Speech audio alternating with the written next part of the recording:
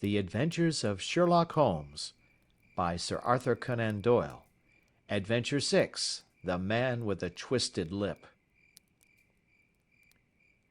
Isa Whitney, brother of the late Elias Whitney, D.D., principal of the Theological College of St. George's, was much addicted to opium. The habit grew upon him, as I understand, from some foolish freak when he was at college, for having read De Quincey's description of his dreams and sensations, he had drenched his tobacco with laudanum in an attempt to produce the same effects. He found, as so many more have done, that the practice is easier to attain than to get rid of, and for many years he continued to be a slave to the drug, an object of mingled horror and pity to his friends and relatives. I can see him now, with yellow pasty face, drooping lids, and pinpoint pupils, all huddled in a chair, the wreck and ruin of a noble man. One night, it was in June '89, there came a ring to my bell, about the hour when a man gives his first yawn and glances at the clock. I sat up in my chair, and my wife laid her needlework down in her lap and made a little face of disappointment.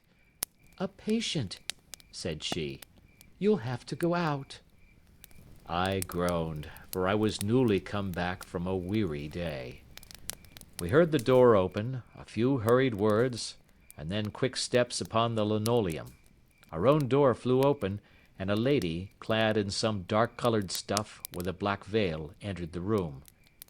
"You will excuse my calling so late," she began, and then, suddenly losing her self-control, she ran forward, threw her arms about my wife's neck, and sobbed upon her shoulder. "Oh, I'm in such trouble!" she cried. "I do so want a little help." "Why," said my wife, pulling up her veil, "it is Kate Whitney. How you startled me, Kate! I had not an idea who you were when you came in." "I don't know what to do, so I came straight to you."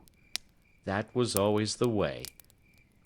Folk who were in grief came to my wife like birds to a lighthouse. "It was very sweet of you to come. Now, you must have some wine and water, and sit here comfortably and tell us all about it. Or should you rather that I sent James off to bed?" "Oh, no, no! I want the doctor's advice and help too. It's about Isa. He's not been home for 2 days. I'm so frightened about him." It was not the first time that she had spoken to us of her husband's trouble, to me as a doctor, to my wife as an old friend and school companion. We soothed and comforted her by such words as we could find. Did she know where her husband was? Was it possible that we could bring him back to her? It seems that it was. She had the surest information that of late he had, when the fit was on him, made use of an opium den in the farthest east of the city. Hitherto his orgies had always been confined to one day, and he had come back twitching and shattered in the evening. But now the spell had been upon him 48 hours, and he lay there, doubtless among the dregs of the docks, breathing in the poison or sleeping off the effects. There he was to be found, she was sure of it, at the Bar of Gold, in Upper Swandam Lane. But what was she to do? How could she, a young and timid woman, make her way into such a place and pluck her husband out from among the ruffians who surrounded him? There was the case, and of course there was but one way out of it. Might I not escort her to this place? And then, as a second thought, why should she come at all? I was Isa Whitney's medical adviser, and as such I had influence over him. I could manage it better if I were alone. I promised her on my word that I would send him home in a cab within 2 hours, if he were indeed at the address which she had given me. And so in 10 minutes I had left my armchair and cheery sitting-room behind me, and was speeding eastward in a hansom on a strange errand, as it seemed to me at the time, though the future only could show how strange it was to be. But there was no great difficulty in the first stage of my adventure. Upper Swandam Lane is a vile alley lurking behind the high wharves which line the north side of the river to the east of London Bridge. Between a slop shop and a gin shop, approached by a steep flight of steps leading down to a black gap like the mouth of a cave, I found the den of which I was in search. Ordering my cab to wait, I passed down the steps, worn hollow in the centre by the ceaseless tread of drunken feet, and by the light of a flickering oil lamp above the door, I found the latch and made my way into a long, low room, thick and heavy with the brown opium smoke, and terraced with wooden berths like the forecastle of an emigrant ship. Through the gloom one could dimly catch a glimpse of bodies lying in strange, fantastic poses, bowed shoulders, bent knees, heads thrown back, chins pointing upward, with here and there a dark, lackluster eye turned upon the newcomer. Out of the black shadows there glimmered little red circles of light, now bright, now faint, as the burning poison waxed or waned in the bowls of the metal pipes. The most lay silent, but some muttered to themselves, and others talked together in a strange, low, monotonous voice, their conversation coming in gushes, and then suddenly tailing off into silence, each mumbling out his own thoughts and paying little heed to the words of his neighbour. At the farther end was a small brazier of burning charcoal, beside which, on a three-legged wooden stool, there sat a tall, thin old man, with his jaw resting upon his two fists and his elbows upon his knees, staring into the fire. As I entered, a sallow Malay attendant had hurried up with a pipe for me and a supply of the drug, beckoning me to an empty berth. "Thank you, I have not come to stay," said I. "There is a friend of mine here, Mr. Isa Whitney, and I wish to speak with him." There was a movement and an exclamation from my right, and peering through the gloom, I saw Whitney, pale, haggard, and unkempt, staring out at me. "My God, it's Watson!" said he. He was in a pitiable state of reaction, with every nerve in a twitter. "I say, Watson, what o'clock is it?" "Nearly 11. "Of what day?" "Of Friday, June 19th. "Good heavens, I thought it was Wednesday." "It is Wednesday. What do you want to frighten a chap for?" He sank his face onto his arms and began to sob in a high treble key. "I tell you that it is Friday, man. Your wife has been waiting this 2 days for you. You should be ashamed of yourself." "So I am. But you've got mixed, Watson, for I have only been here a few hours. 3 pipes, 4 pipes, I forget how many. But I'll go home with you. I wouldn't frighten Kate, poor little Kate. Give me your hand. Have you a cab?" "Yes, I have one waiting." "Then I shall go in it. But I must owe something.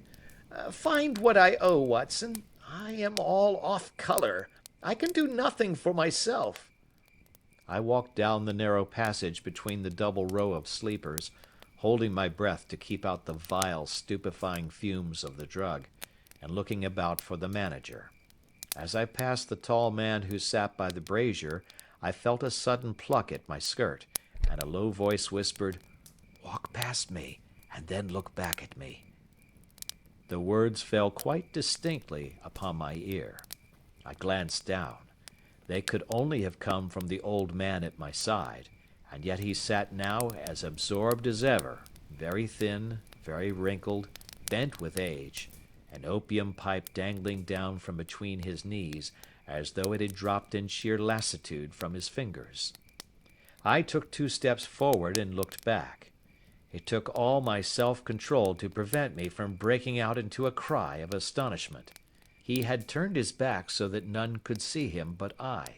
His form had filled out, his wrinkles were gone, the dull eyes had regained their fire, and there, sitting by the fire and grinning at my surprise, was none other than Sherlock Holmes.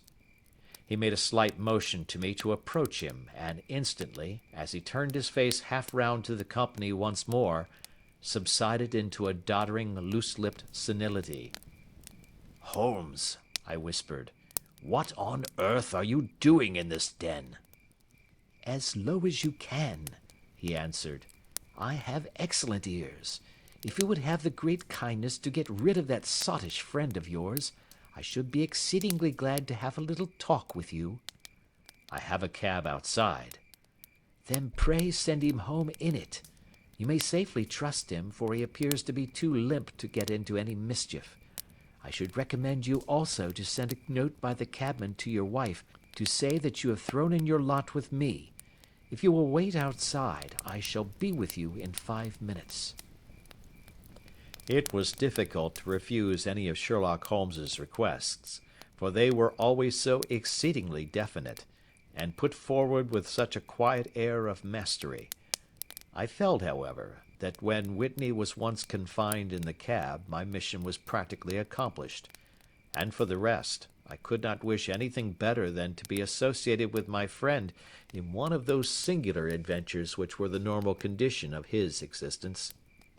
In a few minutes I had written my note, paid Whitney's bill, led him out to the cab, and seen him driven through the darkness. In a very short time a decrepit figure had emerged from the opium den, and I was walking down the street with Sherlock Holmes. For 2 streets he shuffled along with a bent back and an uncertain foot. Then, glancing quickly round, he straightened himself out and burst into a hearty fit of laughter. "I suppose, Watson," said he, "that you imagine that I have added opium smoking to cocaine injections, and all the other little weaknesses on which you have favored me with your medical views." "I was certainly surprised to find you there." "But not more so than I to find you." "I came to find a friend." "And I to find an enemy." "An enemy?" "Yes, one of my natural enemies, or shall I say, my natural prey. Briefly, Watson, I am in the midst of a very remarkable inquiry, and I have hoped to find a clue in the incoherent ramblings of these sots, as I have done before now. Had I been recognized in that den, my life would not have been worth an hour's purchase, for I have used it before now for my own purposes, and the rascally Lascar who runs it has sworn to have vengeance upon me. There is a trapdoor at the back of that building, near the corner of Paul's Wharf, which could tell some strange tales of what has passed through it upon the moonless nights." "What? You do not mean bodies?" "Aye, bodies, Watson. We should be rich men if we had £1,000 for every poor devil who has been done to death in that den. It is the vilest murder trap on the whole riverside, and I fear that Neville St. Clair has entered it never to leave it more. But our trap should be here." He put his 2 forefingers between his teeth and whistled shrilly, a signal which was answered by a similar whistle from the distance, followed shortly by the rattle of wheels and the clink of horses' hoofs. "Now, Watson," said Holmes, as a tall dog-cart dashed up through the gloom, throwing out 2 golden tunnels of yellow light from its side lanterns, "you'll come with me, won't you?" "If I can be of use." "Oh, a trusty comrade is always of use, and a chronicler still more so. My room at the Cedars is a double-bedded one." "The Cedars?" "Yes, that is Mr. St. Clair's house. I am staying there while I conduct the inquiry." "Where is it, then?" "Near Lee, in Kent.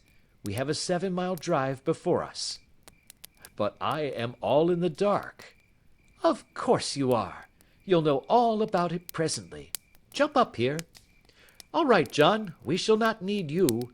Here's £50. Look out for me tomorrow about 11. Give her her head. So long, then."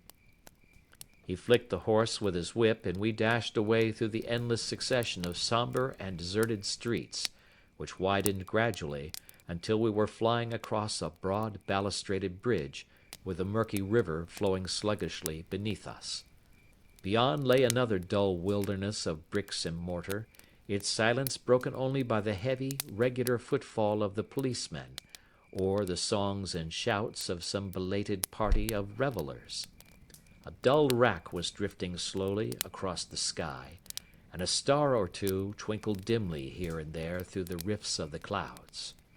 Holmes drove in silence, with his head sunk upon his breast, and the air of a man who is lost in thought, while I sat beside him, curious to learn what this new quest might be which seemed to tax his powers so sorely, and yet afraid to break in upon the current of his thoughts. We had driven several miles, and were beginning to get to the fringe of the belt of suburban villas, when he shook himself, shrugged his shoulders, and lit up his pipe with the air of a man who has satisfied himself that he is acting for the best. "You have a grand gift of silence, Watson," said he. "It makes you quite invaluable as a companion. 'Pon my word, it is a great thing for me to have someone to talk to, for my own thoughts are not over pleasant. I was wondering what I should say to this dear little woman tonight when she meets me at the door." "You forget that I know nothing about it." "I shall just have time to tell you the facts of the case before we get to Lee. It seems absurdly simple, and yet, somehow I can get nothing to go upon. There's plenty of thread, no doubt, but I can't get the end of it into my hand. Now, I'll state the case clearly and concisely to you, Watson, and maybe you can see a spark where all is dark to me." "Proceed, then." "Some years ago, to be definite, in May 1884, there came to Lee a gentleman, Neville St. Clair by name, who appeared to have plenty of money. He took a large villa, laid out the grounds very nicely, and lived generally in good style. By degrees he made friends in the neighbourhood, and in 1887 he married the daughter of a local brewer, by whom he now has 2 children. He had no occupation, but was interested in several companies, and went into town, as a rule, in the morning, returning by the 5:14 from Cannon Street every night. Mr. St. Clair is now 37 years of age, is a man of temperate habits, a good husband, a very affectionate father, and a man who is popular with all who know him. I may add that his whole debts at the present moment, as far as we have been able to ascertain, amount to £88 10s, while he has £220 standing to his credit in the Capital and Counties Bank. There is no reason, therefore, to think that money troubles have been weighing upon his mind. Last Monday Mr. Neville St. Clair went into town rather earlier than usual, remarking before he started that he had 2 important commissions to perform, and that he would bring his little boy home a box of bricks. Now, by the merest chance, his wife received a telegram upon this same Monday, very shortly after his departure, to the effect that a small parcel of considerable value which she had been expecting was waiting for her at the offices of the Aberdeen Shipping Company.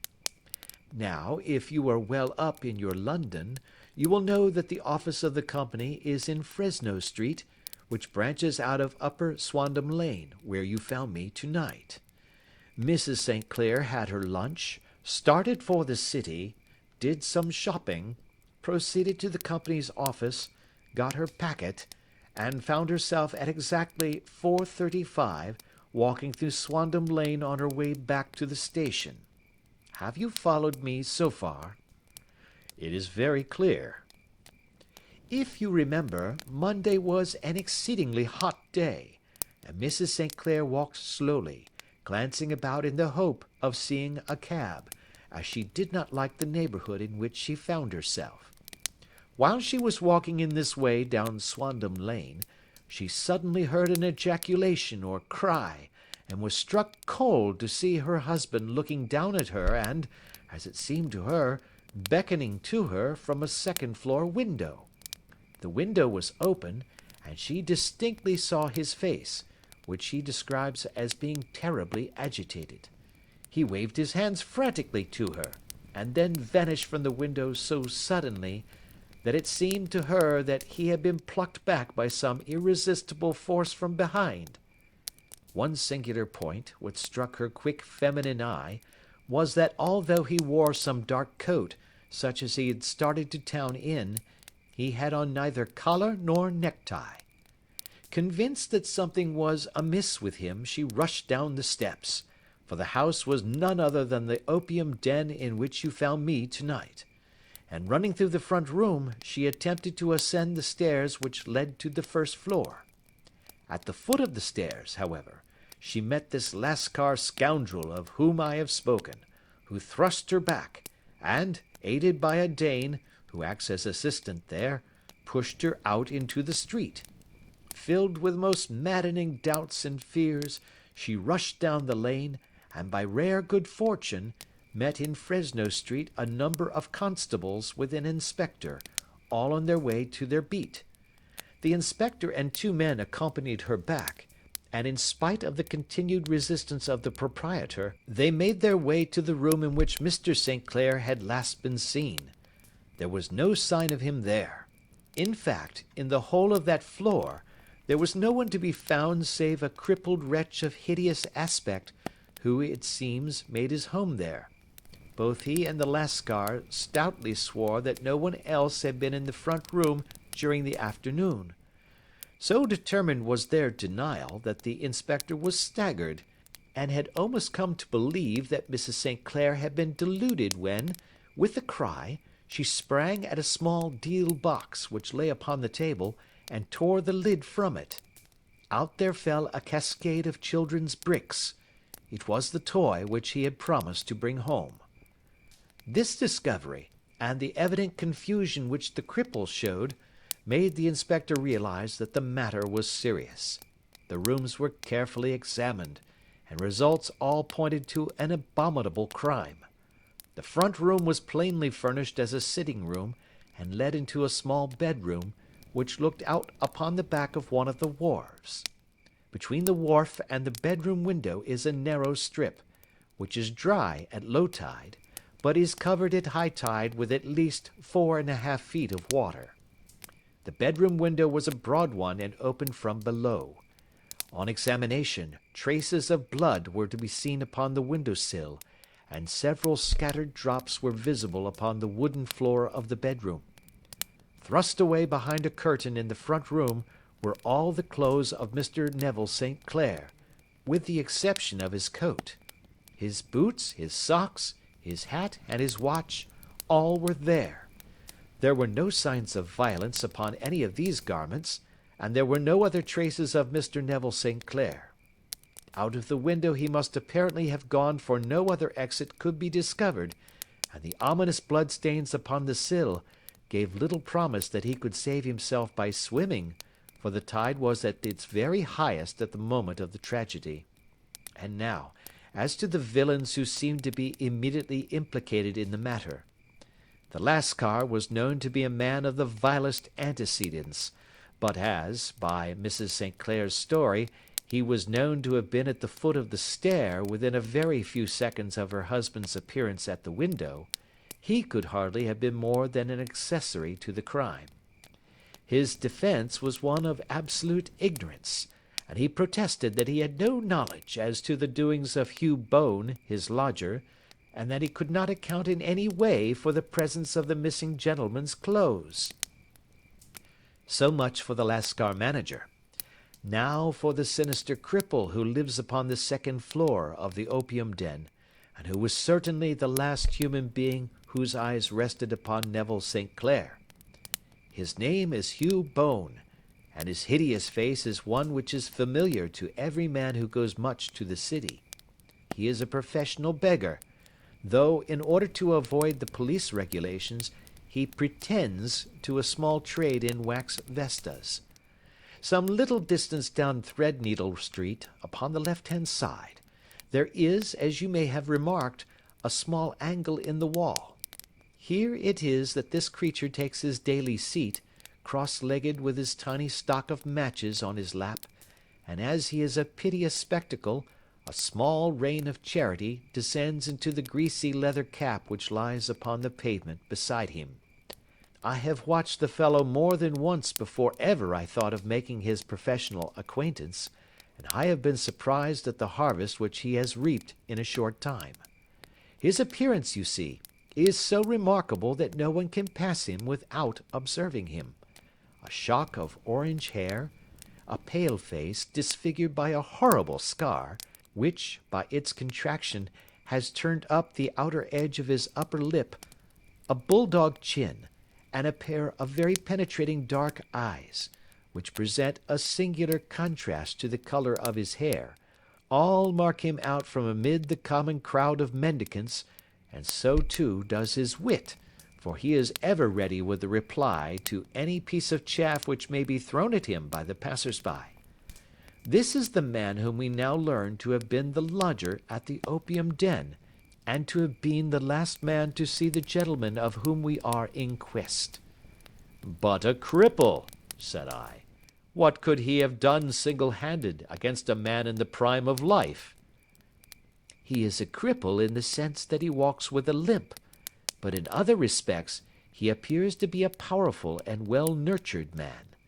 Surely your medical experience would tell you, Watson, that weakness in one limb is often compensated for by exceptional strength in the others. Pray continue your narrative. Mrs. St. Clair had fainted at the sight of the blood upon the window, and she was escorted home in a cab by the police, as her presence could be of no help to them in their investigations.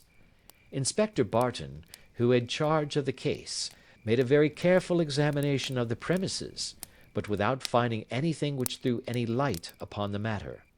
One mistake had been made in not arresting Boone instantly, as he was allowed some few minutes during which he might have communicated with his friend the Lascar, but this fault was soon remedied, and he was seized and searched, without anything being found which could incriminate him.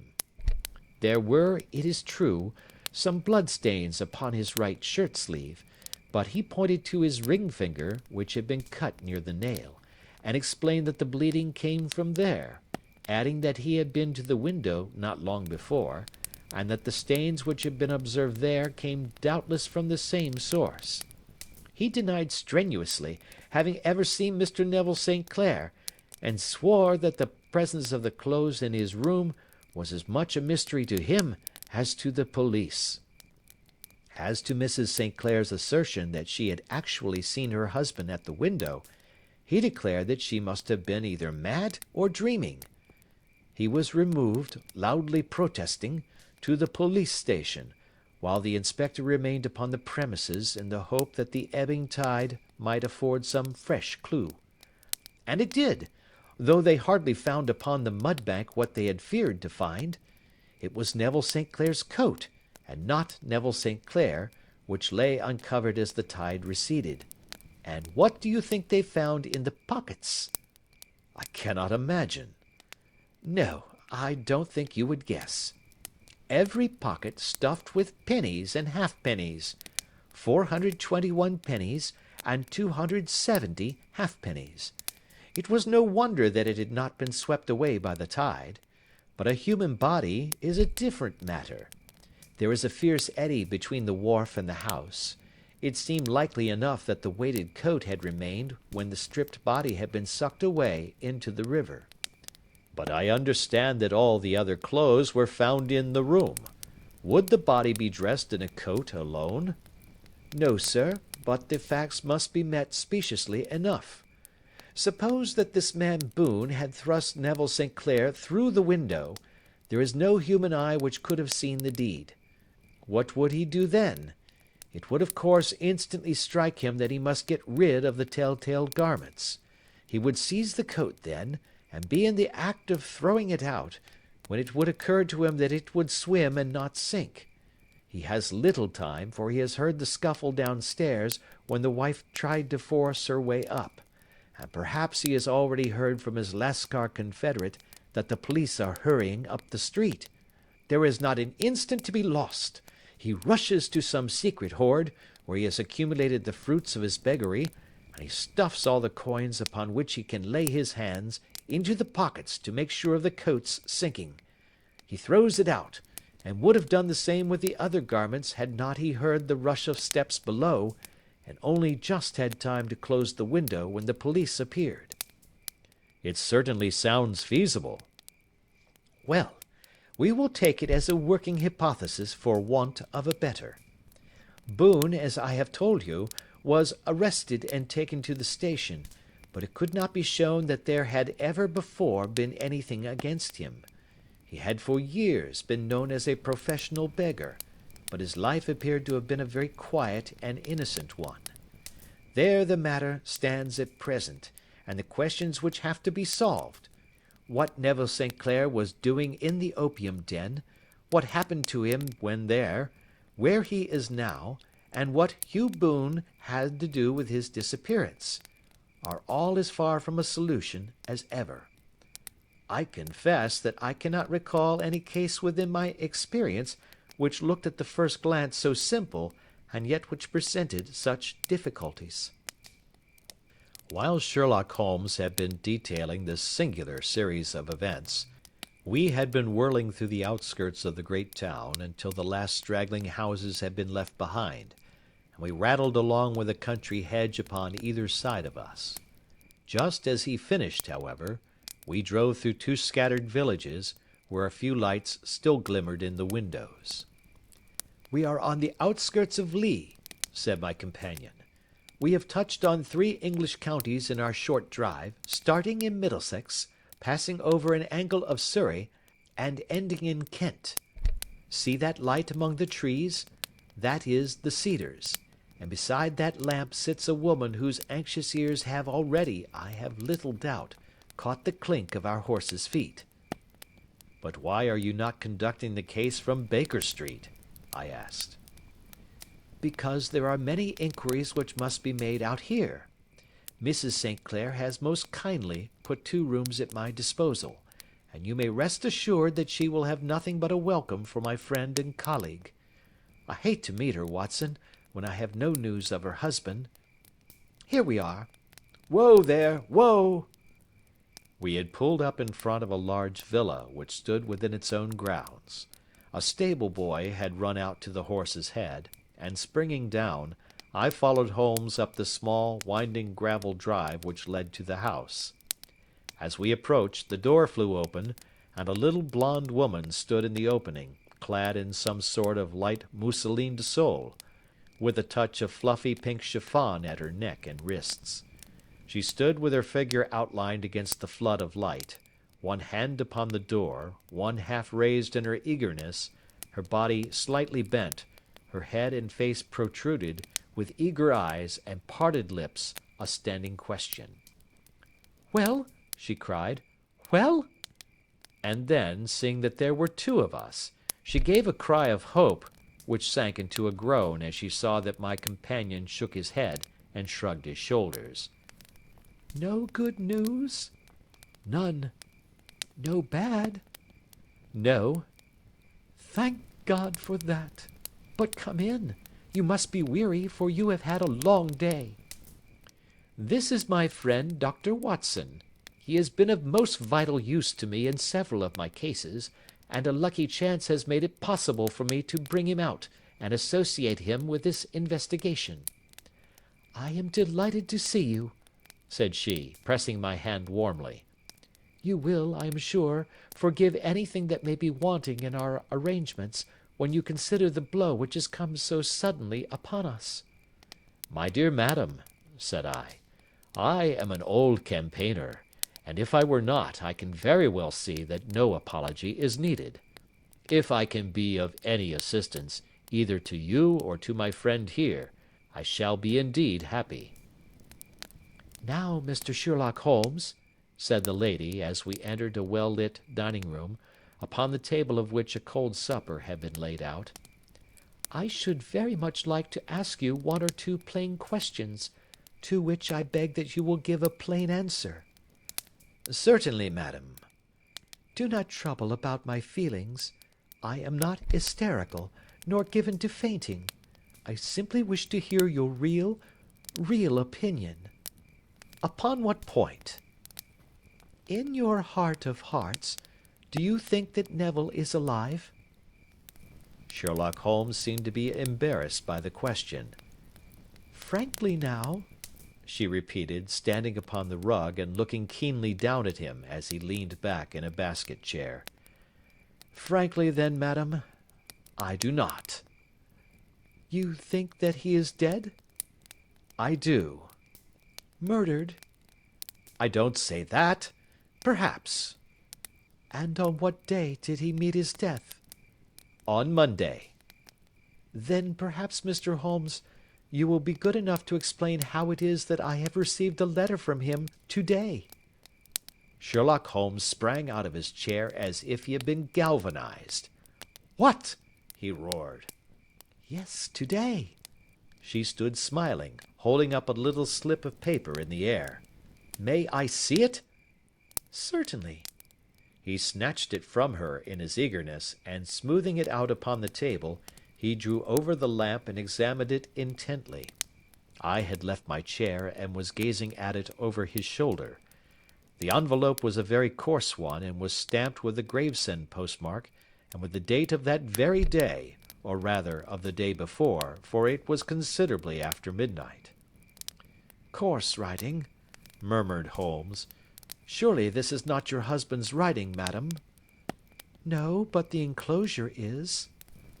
I perceive also that whoever addressed the envelope had to go and inquire as to the address. How can you tell that? The name, you see, is in perfectly black ink, which has dried itself. The rest is of a greyish colour, which shows that blotting paper has been used. If it had been written straight off and then blotted, none would be of a deep black shade. This man has written the name, and there has then been a pause before he wrote the address, which can only mean that he was not familiar with it. It is, of course, a trifle, but there is nothing so important as trifles. Now, let us now see the letter. Ha! There has been an enclosure here. Yes, there was a ring, his signet ring. And you are sure that this is your husband's hand? One of his hands. One? His hand when he wrote hurriedly. It is very unlike his usual writing, and yet I know it well. Dearest, do not be frightened. All will come well. There is a huge error which it may take some time to rectify. Wait in patience. Neville. Written in pencil upon the flyleaf of a book, octavo size, no watermark. Posted today in Gravesend by a fellow with a dirty thumb. Ha! And the flap has been gummed, if I am not very much in error, by a person who has been chewing tobacco. And you have no doubt that it is your husband's hand, madam? None. Neville wrote these words. And they were posted today at Gravesend. Well, Mrs. St. Clair, the clouds lighten, though I should not venture to say that the danger is over. But he must be alive, Mr. Holmes. Unless this is a clever forgery to put us on the wrong scent. The ring, after all, proves nothing. It may have been taken from him. No, no, it is. It is his very own writing. Very well. It may, however, have been written on Monday and only posted today. That is possible. If so, much may have happened between. Oh, you must not discourage me, Mr. Holmes. I know that all is well with him. There is so keen a sympathy between us that I should know if evil came upon him. On the very day that I saw him last, he cut himself in the bedroom, and yet I in the dining-room rushed upstairs instantly with the utmost certainty that something had happened. Do you think that I would respond to such a trifle, and yet be ignorant of his death? I have seen too much not to know that the impression of a woman may be more valuable than the conclusion of an analytical reasoner. And in this letter you certainly have a very strong piece of evidence to corroborate your view. But if your husband is alive and able to write letters, why should he remain away from you? I cannot imagine. It is unthinkable. And on Monday he made no remarks before leaving you? No. And you were surprised to see him in Swandam Lane? Very much so. Was the window open? Yes. Then he might have called to you? He might. He only, as I understand, gave an inarticulate cry. Yes. A call for help, you thought? Yes, he waved his hands. But it might have been a cry of surprise. Astonishment at the unexpected sight of you might cause him to throw up his hands? It is possible. And you thought he was pulled back? He disappeared so suddenly. He might have leaped back. You did not see anyone else in the room? No, but this horrible man confessed to having been there, and the Lascar was at the foot of the stairs. Quite so. Your husband, as far as you could see, had his ordinary clothes on? But without his collar or tie. I distinctly saw his bare throat. Had he ever spoken of Swandam Lane? Never. Had he ever showed any signs of having taken opium? Never. Thank you, Mrs. St. Clair. Those are the principal points about which I wish to be absolutely clear. We shall now have a little supper and then retire, for we may have a very busy day tomorrow. A large and comfortable double-bedded room had been placed at our disposal, and I was quickly between the sheets, for I was weary after my night of adventure. Sherlock Holmes was a man, however, who, when he had an unsolved problem upon his mind, would go for days, and even for a week, without rest, turning it over, rearranging his facts, looking at it from every point of view until he had either fathomed it or convinced himself that his data were insufficient. It was soon evident to me that he was now preparing for an all-night sitting. He took off his coat and waistcoat, put on a large blue dressing-gown, and then wandered about the room collecting pillows from his bed and cushions from the sofa and armchairs. With these he constructed a sort of Eastern divan, upon which he perched himself cross-legged, with an ounce of shag tobacco and a box of matches laid out in front of him. In the dim light of the lamp I saw him sitting there, an old briar pipe between his lips, his eyes fixed vacantly upon the corner of the ceiling, the blue smoke curling up from him, silent, motionless, and the light shining upon his strong-set aquiline features. So he sat as I dropped off to sleep, and so he sat when a sudden ejaculation caused me to wake up, and I found the summer sun shining into the apartment. The pipe was still between his lips, the smoke still curled upward, and the room was full of a dense tobacco haze, but nothing remained of the heap of shag which I had seen upon the previous night. "Awake, Watson?" he asked. "Yes." "Game for a morning drive?" "Certainly." "Then dress. No one is stirring yet, but I know where the stable boy sleeps, and we shall soon have the trap out." He chuckled to himself as he spoke, his eyes twinkled, and he seemed a different man to the sombre thinker of the previous night. As I dressed, I glanced at my watch. It was no wonder that no one was stirring. It was 25 minutes past 4. I had hardly finished when Holmes returned with the news that the boy was putting in the horse. "I want to test a little theory of mine," said he, pulling on his boots. "I think, Watson, that you are now standing in the presence of one of the most absolute fools in Europe. I deserve to be kicked from here to Charing Cross, but I think I have the key of the affair now." "And where is it?" I asked, smiling. "In the bathroom," he answered. "Oh, yes, I am not joking," he continued, seeing my look of incredulity. "I have just been there, and I have taken it out, and I have got it in this Gladstone bag. Come on, my boy, and we shall see whether it will fit the lock."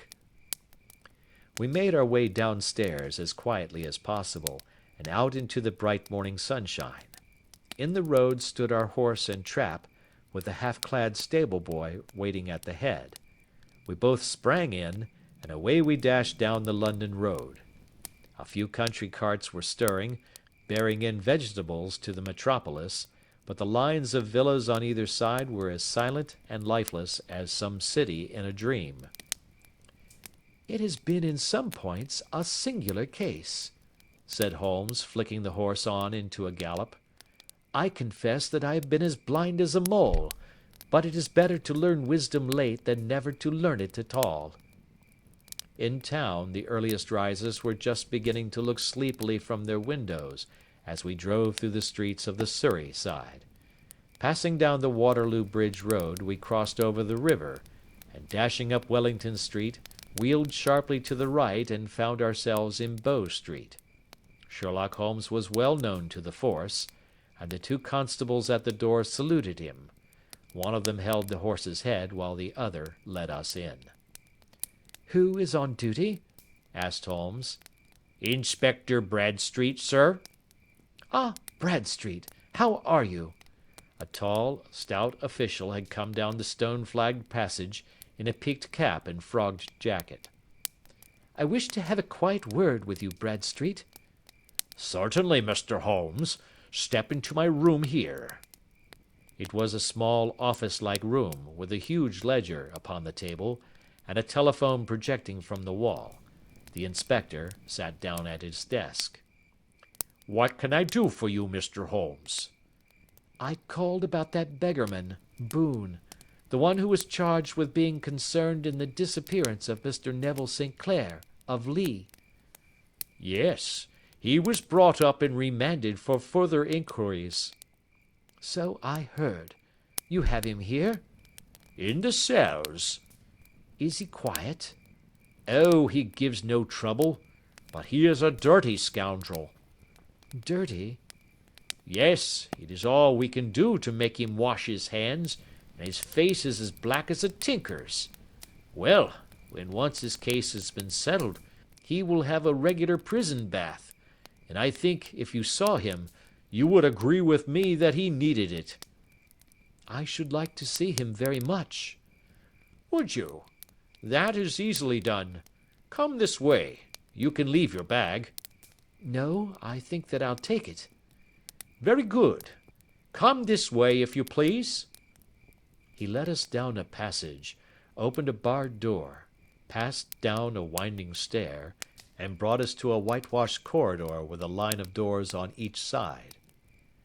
"The third on the right is his," said the inspector. "Here it is." He quietly shot back a panel in the upper part of the door and glanced through. "He is asleep," said he. "You can see him very well." We both put our eyes to the grating. The prisoner lay with his face towards us in a very deep sleep, breathing slowly and heavily. He was a middle-sized man, coarsely clad as became his calling, with a coloured shirt protruding through the rent in his tattered coat. He was, as the inspector had said, extremely dirty, but the grime which covered his face could not conceal its repulsive ugliness. A broad wheal from an old scar ran right across it from eye to chin, and by its contraction had turned up one side of the upper lip, so that 3 teeth were exposed in a perpetual snarl. A shock of very bright red hair grew low over his eyes and forehead. "He's a beauty, isn't he?" said the inspector. "He certainly needs a wash," remarked Holmes. "I had an idea that he might, and I took the liberty of bringing the tools with me." He opened the Gladstone bag as he spoke, and took out, to my astonishment, a very large bath sponge. "Ha! You are a funny one," chuckled the inspector.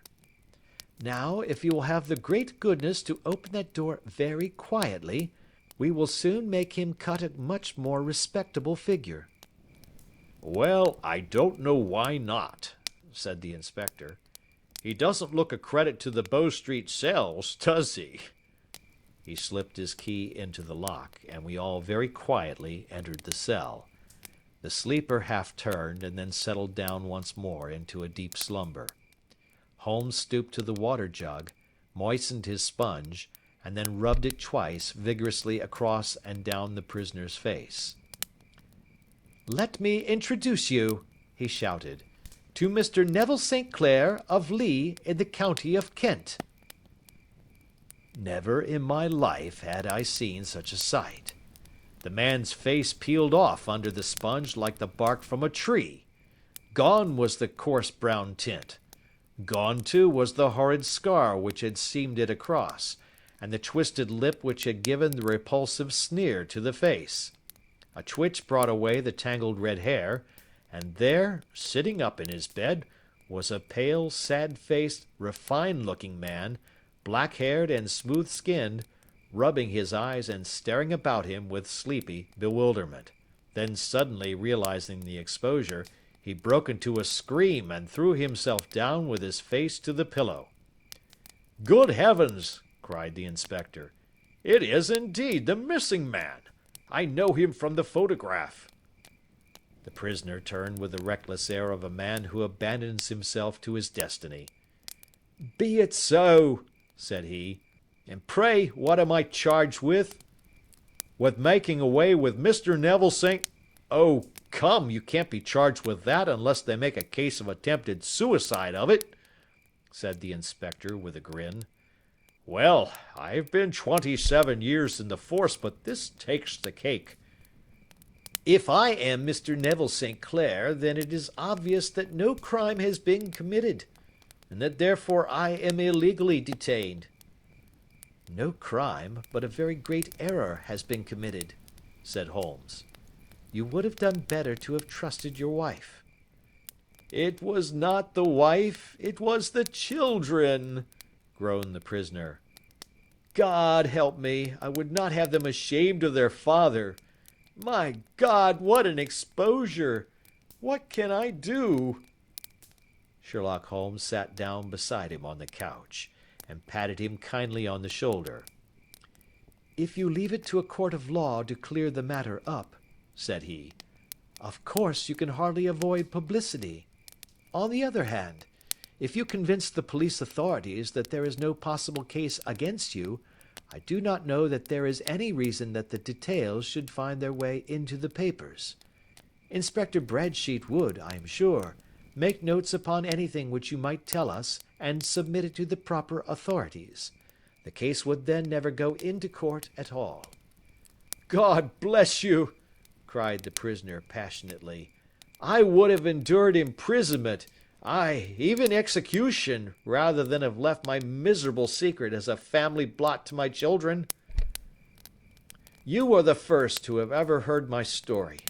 My father was a schoolmaster in Chesterfield, where I received an excellent education. I traveled in my youth, took to the stage, and finally became a reporter on an evening paper in London. One day my editor wished to have a series of articles upon begging in the metropolis, and I volunteered to supply them. There was the point from which all my adventures started. It was only by trying begging as an amateur that I could get the facts upon which to base my articles. When an actor, I had, of course, learned all the secrets of making up, and had been famous in the green room for my skill. I took advantage now of my attainments.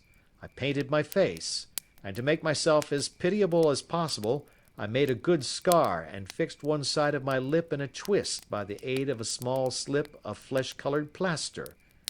Then, with a red head of hair and an appropriate dress, I took my station in the business part of the city, ostensibly as a match-seller, but really as a beggar. For 7 hours I plied my trade, and when I returned home in the evening, I found to my surprise that I had received no less than 26 shillings 4 pence. I wrote my articles and thought little more of the matter until, some time later, I backed a bill for a friend and had a writ served upon me for £25. I was at my wits' end where to get the money, but a sudden idea came to me. I begged a fortnight's grace from the creditor, asked for a holiday from my employers, and spent the time in begging in the city under my disguise. In 10 days I had the money and had paid the debt. Well, you can imagine how hard it was to settle down to arduous work at £2 a week, when I knew that I could earn as much in a day by smearing my face with a little paint, laying my cap on the ground, and sitting still. It was a long fight between my pride and the money, but the dollars won at last, and I threw up reporting and sat day after day in the corner which I had first chosen, inspiring pity by my ghastly face and filling my pockets with coppers. Only one man knew my secret. He was the keeper of a low den in which I used to lodge in Swandam Lane, where I could every morning emerge as a squalid beggar, and in the evenings transform myself into a well-dressed man about town. This fellow, a Lascar, was well paid by me for his rooms, so that I knew that my secret was safe in his possession. Well, very soon I found that I was saving considerable sums of money. I do not mean that any beggar in the streets of London could earn £700 a year, which is less than my average takings, but I had exceptional advantages in my power of making up, and also in a facility of repartee, which improved by practice and made me quite a recognized character in the city. All day a stream of pennies, varied by silver, poured in upon me, and it was a very bad day in which I failed to take £2. As I grew richer, I grew more ambitious, took a house in the country, and eventually married, without anyone having a suspicion as to my real occupation. My dear wife knew that I had business in the city. She little knew what. Last Monday I had finished for the day and was dressing in my room above the opium den, when I looked out of my window and saw, to my horror and astonishment, that my wife was standing in the street, with her eyes fixed full upon me. I gave a cry of surprise, threw up my arms to cover my face, and, rushing to my confidant, the Lascar, entreated him to prevent anyone from coming up to me. I heard her voice downstairs, but I knew that she could not ascend. Swiftly I threw off my clothes, pulled on those of a beggar, and put on my pigments and wig. Even a wife's eyes could not pierce so complete a disguise. But then it occurred to me that there might be a search in the room, and that the clothes might betray me. I threw open the window, reopening by my violence a small cut which I had inflicted upon myself in the bedroom that morning. Then I seized my coat, which was weighted by the coppers which I had just transferred to it from the leather bag in which I carried my takings. I hurled it out of the window, and it disappeared into the Thames. The other clothes would have followed, but at that moment there was a rush of constables up the stair, and a few minutes after I found, rather, I confess, to my relief, that instead of being identified as Mr. Neville St. Clair, I was arrested as his murderer. I do not know that there is anything else for me to explain. I was determined to preserve my disguise as long as possible, and hence my preference for a dirty face. Knowing that my wife would be terribly anxious, I slipped off my ring and confided it to the Lascar at a moment when no constable was watching me, together with a hurried scrawl, telling her that she had no cause to fear. "That note only reached her yesterday," said Holmes. "Good God! What a week she must have spent!" "The police have watched this Lascar," said Inspector Bradstreet, "and I can quite understand that he might find it difficult to post a letter unobserved. Probably he handed it to some sailor customer of his who forgot all about it for some days." "That was it," said Holmes, nodding approvingly. "I have no doubt of it. But have you never been prosecuted for begging?" "Many times. But what was a fine to me?"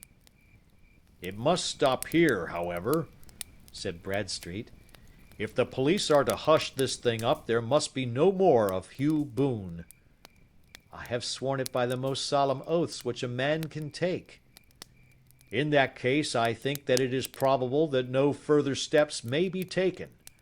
But if you are found again, then all must come out. I am sure, Mr. Holmes, that we are very much indebted to you for having cleared the matter up. I wish I knew how you reach your results." "I reached this one," said my friend, "by sitting upon 5 pillows and consuming an ounce of shag.